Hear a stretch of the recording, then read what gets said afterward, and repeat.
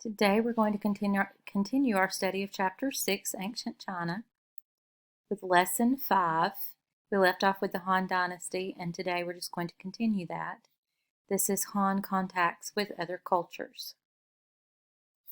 The big idea for today: trade routes led to the exchange of new products and ideas among China, Rome, and other peoples.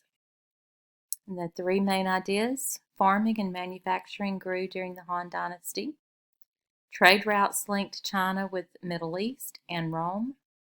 And Buddhism came to China from India and gained many followers. So some technological advances during the Han Dynasty. We know that for farming, the development of the iron plow was a big thing because they could till, that means loosen up more land, which means they could raise more food. The invention of the wheelbarrow, very simple, but think about life without it. So the wheelbarrow enabled them to haul more products at a time. And then manufacturing, we have iron swords, which are stronger, iron armor, again, stronger. And then silk. And this is a soft, light, highly valued fabric. And it was a mystery that came from China, and they didn't let go of that mystery for a long, long time. So people didn't really know how it was made. So it brought about great wealth to China.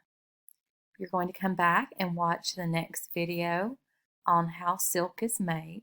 So please make sure you come back and do that. As far as the trade routes are concerned, Chinese goods, as with silk, became highly valued in other lands, so the trade routes began opening up. Again, Chinese silk, trading it for strong Central Asian horses became a primary goal under the rule of Emperor Wudi. So he saw a benefit in that. He could get strong Asian horses for trading the silk. And then Central Asians could then take the silk and trade it for products in other lands. So this opened up what is called the Silk Road. No, it is not a road made of silk. It is a trade route. It is a network of routes stretching more than 4,000 miles. Think about that. More than 4,000 miles across Asia's deserts and mountain ranges, through the Middle East, all the way over to the Mediterranean Sea. That's quite a distance. Chinese traders only used the road until they reached Central Asia. And then they traded off, gave their goods to the local traders. They then went back to China, and the Central Asians then carried it on. Travelers often banded together for protection along the many miles of difficult terrain. There was power in numbers. And then China grew rich, as I said before, from trading silk with other lands. Okay, you're going to come back and you're going to watch a brain pop on the Silk Road and complete the quiz as well. And then there's a video about the Silk Road that you're going to come back and watch after this image. So here we have the Silk Road in red. Notice it splits here and goes around the desert. It goes back up here, but then it continues throughout the Middle East, all the way over to the Mediterranean. And this, of course, is Han China that we saw in the last lesson. All of this in blue they're simply other trade routes that developed.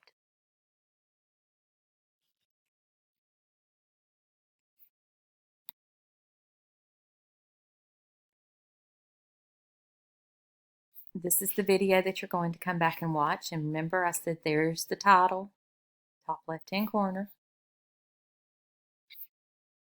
All right, Buddhism. We started talking about Buddhism when we learned about India. Well, it is now going to spread to China. So when the Han Dynasty began to fail, people started looking to old religions to find answers, but many of them were disappointed by what they found.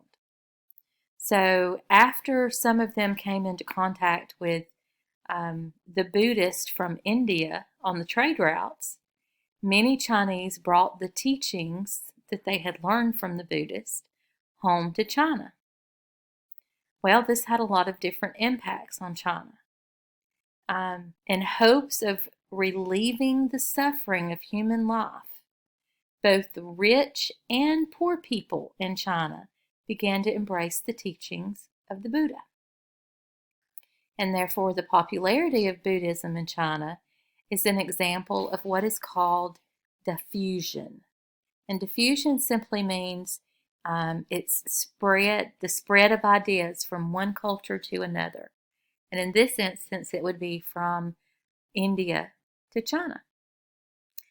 Okay, you're going to come back and you're going to watch the videos about gunpowder, and then just a fun video called Generation on the slides after the following images, or after the following image. And then once you finish those videos, you will be finished with lesson 6.5. So this is basically just a quick synopsis of the whole chapter. Chinese civilization began along the Huanghe, the Yellow River, and hopefully you can remember the name of the other one, the Yangtze River. During the Zhou dynasty, armies fought for power, and other ideas of Confucius spread. Remember, lead by example. Qin dynasty unified China with strong government, legalism. And during the Han dynasty, China made advances in learning, and Buddhism spread from India. And then here's the video on gunpowder that you're going to come back and watch. And then just the fun video on generation. And then you will be finished with chapter 6, because the time compass video will be later next week.